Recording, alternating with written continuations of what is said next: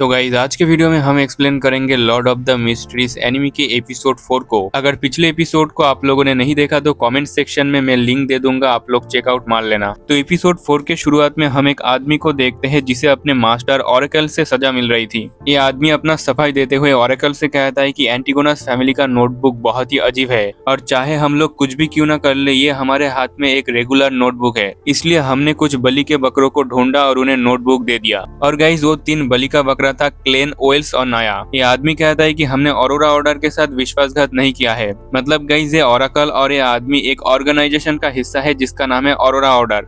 अब ऑरेकल कहता है कि तुमने जो 3 बलि का बकरा ढूंढा था वो तीनों मर चुका है एंड अब एंटीगोनस फैमिली का नोटबुक नाइट हॉक के हाथ में लग गया और तुम्हारे वजह से ही हमारे मास्टर को वापस आने में टाइम लग रहा है। अब ऑरेकल यहाँ पर कुछ करता है जिससे ये आदमी अपने हाथों का 2 उंगली खा लेता है और फिर ये आदमी ऑरेकल से कहता है कि अभी भी एक बलि का बकरा बचा हुआ है जिसका नाम है क्लेन और उसने ही नोटबुक को नाइट हॉक को सौंप दिया है, मतलब उसे कुछ तो जरूर मिला होगा। मैं उसे जल्दी ढूंढ के आपके पास ले आऊंगा। इस पर ऑरेकल कहता है कि ये तुम्हारा आखिरी मौका होगा और फिर उसके बाद सीन चेंज होता है। हम देखते हैं क्लेन को जो ब्लैकथॉर्न कंपनी में ओल्ड नील से मिलने आया था एंड आज नील क्लेन को रिचुअलिस्टिक मैजिक करना सिखाएगा। लो सीक्वेंस बियॉन्डर के लिए रिचुअल मैजिक को परफॉर्म करने के लिए सबसे पहले जो भी चीजों की जरूरत होती है उन्हें तैयार करना होता है और फिर मंत्र का उच्चारण करके मदद मांगना होता है। लेकिन नील सबसे पहले वॉल ऑफ स्पिरिचुअलिटी क्रिएट कर लेता है ताकि बाहर से कोई भी उनके रिचुअल में टांग ना अड़ा सके। ओल्ड नील बताता है कि रिचुअल मैजिक के दौरान कभी भी अननोन एंटिटी के साथ कम्युनिकेट करने की कोशिश मत करना, नहीं तो तुम अंधकार में धकेल दिए जाओगे जहां पर सिर्फ मौत तुम्हारा इंतजार कर रहा होगा। क्लेन को लगता है कि लक इनहेंस रिचुअल के दौरान उसने भी किसी अनजान एंटिटी के साथ कम्युनिकेट कर लिया होगा जिस वजह से वो अभी यहाँ पर है। खैर जो भी हो, ओल्ड नील अब रिचुअल को स्टार्ट करता है और एवर नाइट गॉडेस से प्रे करता है कि मुझे 30 पाउंड दे दो उधार चुकाने के लिए। इसे सुनकर तो क्लेन शॉक होता है कि ये क्या मजाक चल रहा है और फिर ये दोनों बाहर आ जाते हैं। लेकिन क्लेन को समझ में नहीं आ रहा था कि ओल्ड नील को पैसा कैसे मिलेगा। ओल्ड नील कहता है टेंशन मत लो, एवर नाइट गॉडेस पर भरोसा रखो और वेट करो। एंड तभी ओल्ड नील को रास्ते में एक वॉलेट मिलता है जिसके अंदर ढेर सारे पैसे थे।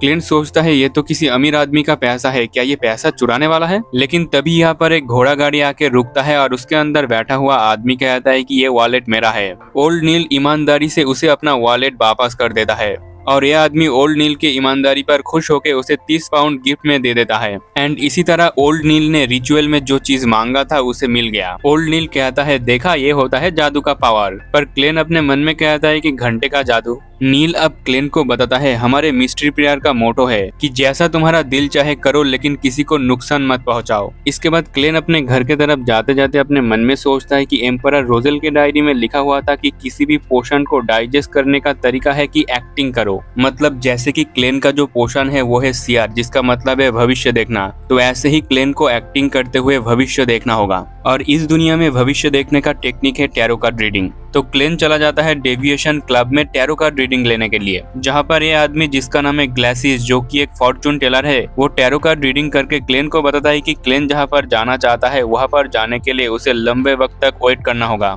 मतलब क्लेन अपने दुनिया में वापस तो जा सकता है लेकिन उसके लिए उसे इंतजार करना होगा। पर तब तक के लिए क्लेन सोचता है कि उसे भी इस डेविएशन क्लब में ज्वाइन हो जाना चाहिए जिससे वो एक्टिंग कर सकता है एज ए सियर के रूप में। अब ग्लासिस यहाँ पर बहुत जोर जोर से खांस रहा था, जो देखकर क्लेन अपने सियर पावर के मदद से देखता है कि मिस्टर ग्लासिस ठीक नहीं है। वो मिस्टर ग्लासिस से कहता है कि आपको एक डॉक्टर दिखाना चाहिए, मेनली लंग्स के लिए। ग्लासिस पूछता है क्या तुम कोई डॉक्टर हो? क्लेन कहता है नहीं, मैं तो बस एक सियर हूँ। और फिर क्लेन इसी डेविएशन क्लब में ज्वाइन हो जाता है। रिसेप्शनिस्ट का लड़की कहती है मिस्टर मॉरिटी, शायद आप वही कमल का सियर हो जिसके बारे में मिस्टर भिनसेन ने मेंशन किया था। क्लेन पूछता है ये भिनसेन कौन है? तो ये लड़की कहती है मिस्टर भिनसेन यहाँ के सबसे बेस्ट फॉर्चून टेलर है। और गाइस फॉर्चून टेलर उन लोगों को कहा जाता है जो भविष्यवाणी के बारे में बताता है। ये लड़की कहती है मिस्टर भिनसेन ने आज सुबह ही कहा था कि यहाँ पर एक बेहतरीन सियर आने वाला है, लगता है आप वही हो। बट मिस्टर भिनसेन अभी क्लास ले रहा है मैजिक मिरर के ऊपर। हम देखते हैं भिनसेन अपने क्लास में बताता है कि मिरर किसी रहस्यमयी दुनिया के लिए दरवाजे का काम भी करता है और मैजिक मिरर को यूज करने के समय 7 ऑर्थोडॉक्स गॉड्स को प्रे किया जाता है। मतलब इस दुनिया में 7 गॉड मौजूद है। क्लेन बाहर खड़ा रह के ये सब सुन रहा था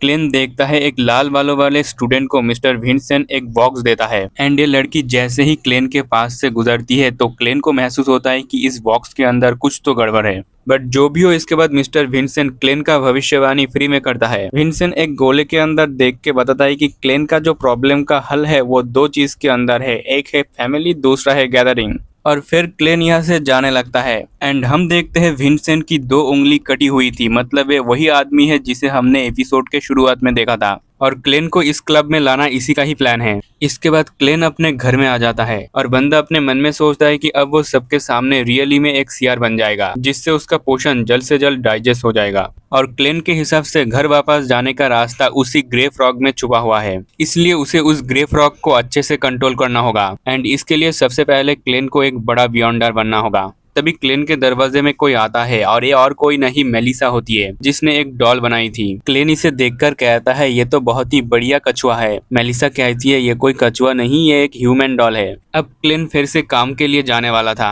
मेलिसा कहती है कि इन दिनों तुम काम में बहुत ज्यादा बिजी हो गए हो, लेकिन कभी कभी तुम्हें अपने बॉडी को आराम भी देना चाहिए। और फिर मेलिसा कहती है कि संडे को मेरी दोस्त सेलिना की बर्थडे है और उसने हम सबको इनवाइट किया है, तो क्या तुम मेरे साथ चलोगे? क्लेन को विंसेंट की कही हुई वो दो बात याद आता है, गैदरिंग और फैमिली, तो वो जाने के लिए मान जाता है। लेकिन आज था मंडे और 3 भी बज चुका है, मतलब उसे ग्रे फ्रॉग में मीटिंग के लिए जाना है। हम देखते हैं ऑड्रे और एल्गर भी यहाँ पर आ जाता है। क्लेन अपने स्पिरिट विजन के वजह से इन दोनों को और भी अच्छे से देख पा रहा था। जहाँ एल्गर सेलर पाथवे से बिलोंग करने वाला सीक्वेंस 8 का बियॉन्डर है और अब ऑड्रे भी स्पेक्टर पाथवे की सीक्वेंस 9 का बियॉन्डर बन चुकी है, क्योंकि पिछले मीटिंग में ऑड्रे ने इस पोशन के रेसिपी को एल्गर से खरीदी थी। बट जो भी हो, क्लेन को इन दोनों के पीछे इनका पाथवे का सिंबल दिख रहा था एंड क्लेन के पीछे भी उसका फुल पाथवे का सिंबल आ जाता है, हालांकि क्लेन ही इसे देख पा रहा था। और फिर ऑड्रे यहाँ पर 3 सवाल पूछती है। पहला, अब वो एक बियॉन्डर बन चुकी है तो उसे क्या करना चाहिए? इसका जवाब एल्गर उसे देता है कि अब वो एक स्पेक्टर बन चुकी है जिसका काम है चुप रह के सब पर नजर रखना और उसे पोषण को समझना होगा। लेकिन तभी क्लेन बोलता है कि पोषण को समझना नहीं बल्कि उसे डाइजेस्ट करना है और इसके लिए उन्हें एक्टिंग करना होगा, क्योंकि पोषण का नाम कोई सिंबलिज्म नहीं है, उन्हें डाइजेस्ट करना ही असली चाबी है। ये दोनों ही क्लेन को शुक्रिया अदा करता है इतना बड़ा वैल्यूएबल हिंट देने के लिए जो उनकी जान से भी कीमती है। इसके बाद ऑड्रे दूसरी सवाल पूछती है कि अगर कोई जानवर सीक्वेंस 9 के पोषण को पी लेता है तो क्या होगा? ये सुनकर एल्गर और क्लेन समझ जाता है कि ऑड्रे ने कुछ तो गलत किया है। और ऐसा ही है, क्योंकि ऑड्रे ने जब सीक्वेंस 9 को बनाया था तब उसके प्यारे डॉग सूजी ने उसे पी लिया था। एल्गर कहता है अगर ऐसा हुआ है तो तुरंत उसकी मौत हो जाएगी या नहीं तो वो ट्रांसफॉर्म हो जाएगा एक मॉन्स्टर में, एंड इन दोनों में से अगर कुछ भी नहीं हुआ है तो वो भी एक बियॉन्डर बन जाएगा। इसके बाद ऑड्रे अपना तीसरा सवाल पूछती है। वो कहती है कि मेरे लियोन किंगडम में काफी ज्यादा गड़बड़ी चल रही है, मतलब किंगडम के सभी मिनिस्टर बहुत ही स्टूपिड है। तो ऑड्रे चाहती है कि उनके जगह पर कोई काबिल लोग आए, लेकिन इतने जल्दी काबिल लोग मिलेंगे कहाँ? इस पर क्लेन कहता है ये तो बहुत ही आसान है, तुम अपने किंगडम में कोई हाई लेवल का एग्जाम करवा दो जिसमें किंगडम के आम आदमी भी हिस्सा ले सकता है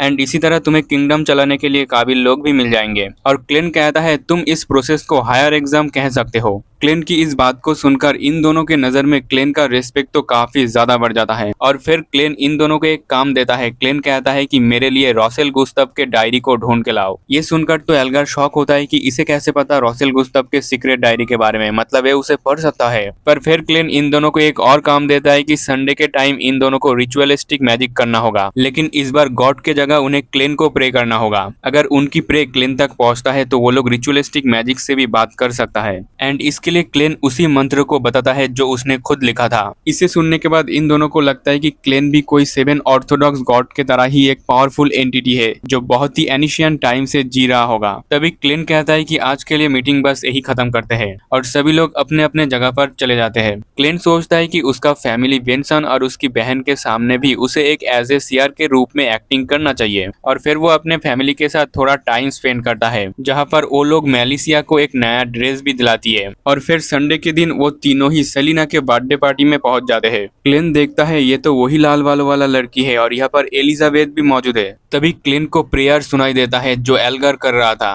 खैर इसके बाद क्लेन अंदर पार्टी में जाता है और फिर एलिजाबेथ क्लेन के पास आके कहती है मुझे नहीं पता था कि मेलिसिया का भाई इतना बेहतरीन सीआर होगा। पर तुम डरो मत, मैं मेलिसिया को कुछ भी नहीं बताऊंगी। पर तभी मेलिसिया क्लेन के पास आके कहती है, मुझे पता है कि तुम दोनों भाइयों का शादी का उम्र हो चुका है, लेकिन एलिजाबेथ सिर्फ 16 साल की है। क्लेन कहता है, यार तुम गलत समझ रहे हो। इसके बाद रात में सेलिना मेलिसिया और एलिजाबेथ दोनों को ही अपने कमरे में ले जाती है उस गिफ्ट को दिखाने के लिए जो मिस्टर विंसेंट ने उसे दिया था। एंड ये एक हाई टायर मैजिक मिरर है। सेलिना इस मिरर को अपने हाथ में लेके डेविएशन शुरू करती है और वो उसी मंत्र का उच्चारण कर रही थी जो मिस्टर विंसेंट ने उसे बताया था। एंड ऐसा करने से उसका मिरर विंसेंट के मिरर से कनेक्ट हो जाता है। हम देखते हैं विंसेंट सीक्रेट सप्लीमेंट पाथवे से बिलोंग करने वाला एक सीक्वेंस 9 का बियॉन्डर है। एंड उसने ये सब जाल क्लेन के लिए बिछाया था। वही क्लेन को सेंस होता है कि यहाँ पर कुछ तो गड़बड़ है। वो ऊपर आके देखता है कि सेलिना के पास एक मैजिक मिरर है जो उसे कंट्रोल कर रही है। क्लेन समझ जाता है कि इन लड़कियों को बचाने के लिए ओल्ड नील ने जो उसे सिखाया था रिचुअलिस्टिक मैजिक उसे करना होगा यहाँ पर, और एवरनाइट गॉडेस से मदद मांगनी होगी। लेकिन रिचुअल को स्टार्ट करने के लिए सामान चाहिए। तभी क्लेन देखता है कि रिचुअल के लिए जो सामान चाहिए वो सेलिना के कमरे में ही है।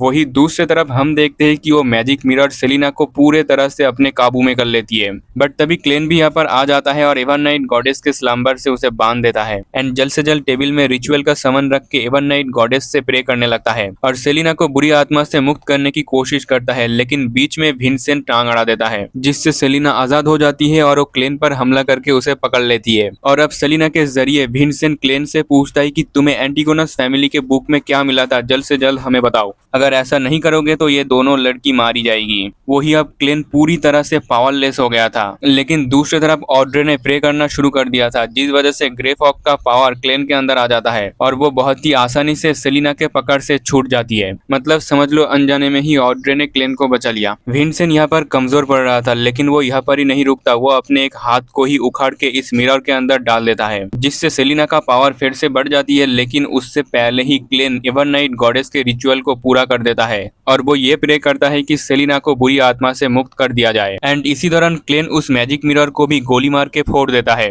इसके बाद क्लेन जाके अपने बहन मेलिसिया को चेक करती है और वो डिसाइड कर लेता है कि वो अपने सियर आइडेंटिटी को अपने बहन और भाई बेंसन दोनों से ही सीक्रेट रखेगा क्योंकि बियॉन्डर की दुनिया बहुत ही खतरों से भरा है और वो अपने फैमिली को खतरे में नहीं डाल सकता। वही इधर विंसेंट का प्लान हो चुका था फेल, तो उससे मिलने के लिए आता है वही ओरेकल एंड वो यहाँ पर आके विंसेंट को मार देता है। इसके बाद क्लेन जाके डंटस्मिथ को ये सब बताता है कि वो मैजिक मिरर विंसेंट ने सेलिना को गिफ्ट में दिया था। तो क्लेन को शक था कि विंसेंट किसी इविल ऑर्डर के लिए काम करता है जो एंटिगोनस फैमिली के नोटबुक चाहता है। डंटस्मिथ और क्लेन दोनों ही विंसेंट के घर में आता है एंड उन्हें यहाँ पर उसका बॉडी मिलता है। क्लेन यहाँ पर उस मिरर के टुकड़े को भी देखता है जिसके ऊपर लिखा हुआ था ट्रू क्रिएटर। डंटस्मिथ इस चीज के अंदर झांक के देखता है और उसे दिखाई देता है वही ट्रू क्रिएटर, जिसे देखकर तो डंटस्मिथ काफी ज्यादा डर जाता है। इसके बाद हम अगली सुबह लोएन किंगडम के कैपिटल बैकलैंड शहर को देखते हैं जिसकी एक आलीशान महल द हॉल स्टेट के अंदर रहती है ऑड्रे। ऑड्रे एक अमीर राजघराने से बिलोंग करती है। चाहकर भी वो एक ड्रेस को दोबारा नहीं पहन सकती और उसके हर काम के लिए यहाँ पर नौकर रहती है। आज भी एक ओकेशन था, वो तैयार होकर बहुत ही खुशी में अपने डॉग सूजी को घुमाने लगती है। लेकिन तभी उसे आवाज आती है कि मुझे बहुत चक्कर आ रही है और ये बोल रहा होता है उसका डॉग सूजी। सूजी यहाँ पर बात इसलिए कर पा रहा था क्योंकि उसने सीक्वेंस 9 के पोषण को पी लिया था।